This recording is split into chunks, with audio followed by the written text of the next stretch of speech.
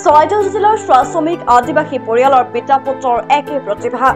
আনুষ্ঠানিক কোনো প্ৰশিক্ষণ নোলোৱাকৈ যিকোনো দৃশ্যৰ চিত্ৰাংকন কৰি মন আপ্লুত কৰিব পাৰে শ্ৰমিক আদিবাসী পৰিয়ালৰ এই দুই পিতা পুত্ৰৰ অংকন বিদ্যাই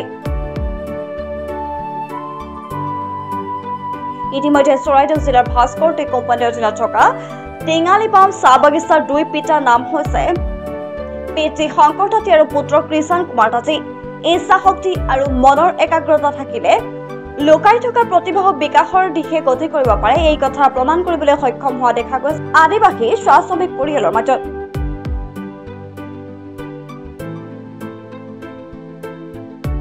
যিখিনি সময়তেই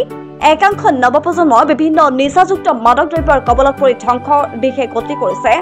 ঠিক তেনে সময়তে নিজ পিতৃক অনুসৰণ কৰি বাগিচাখনৰ যুৱক কৃষণ কুমাৰ তাঁতীয়ে কলেজীয় শিক্ষা অধ্যয়ন কৰি থকাৰ লগতে অঞ্চলৰ বিভিন্ন অনুষ্ঠান প্ৰতিষ্ঠানৰ চিত্ৰাংকন কৰাৰ লগতে আৰ্ট কৰাও সহযোগ কৰে পিতৃ যুৱকজনে সামাজিক মাধ্যমত ভাইৰেল হৈ পৰা এখন বিদ্যালয়ৰ মনোমোহা প্ৰাকৃতিক দৃশ্য অংকনৰ ভিডিঅ' সকলোৰে মন জয় কৰিবলৈ দেখা গৈছে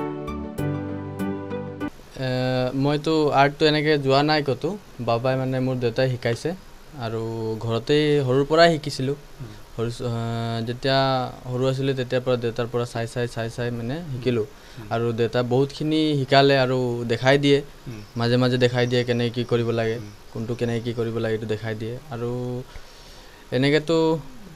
আৰ্টটো বৰ্তমান দেউতাৰ পৰাই শিকিছোঁ স্কুলত তুমি দেখা গৈছে যে বিভিন্ন প্ৰাকৃতিক দৃশ্য তুমি অংকন কৰিছা এইখিনি শিক্ষা দেউতাৰ পৰাই লোৱা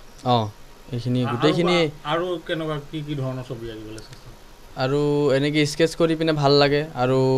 প্ৰাকৃতিক দৃশ্য হওক বা বেলেগ আৰু এনেকুৱা মহান ব্যক্তিসকলৰ এনেকৈ চিত্ৰবোৰ আঁকি পিনে ভাল লাগে বিশেষকৈ প্ৰথমে আপোনালোকক আন্তৰিকতাৰে ধন্যবাদ জ্ঞাপন কৰিছোঁ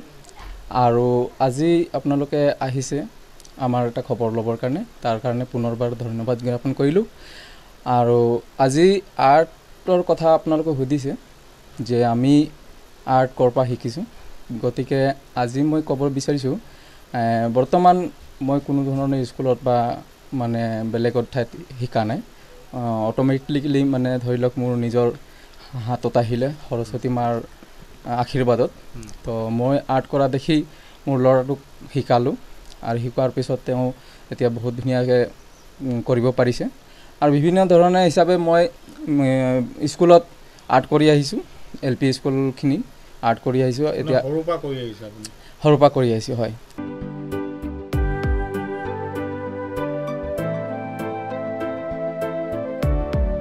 চৰাইদেউৰ পৰা অনিল সোণাৰ ৰিপৰ্ট ৰাতি টাইম ডিজিটেল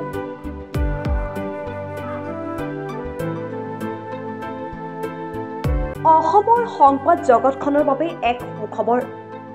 নৰূপ নহাজাৰে প্ৰায় ৩০ বছৰীয়া অভিজ্ঞতা পুষ্ট সাপ্তাহিক কবচ পুনৰ এবাৰ ৰাজ্যৰ মাজলৈ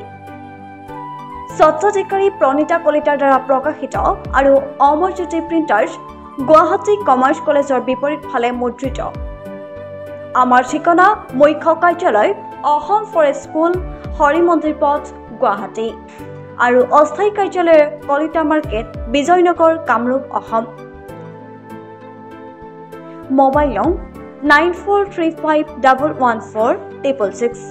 আৰু 7024722813 মেইল ID probhatiahom@gmail.com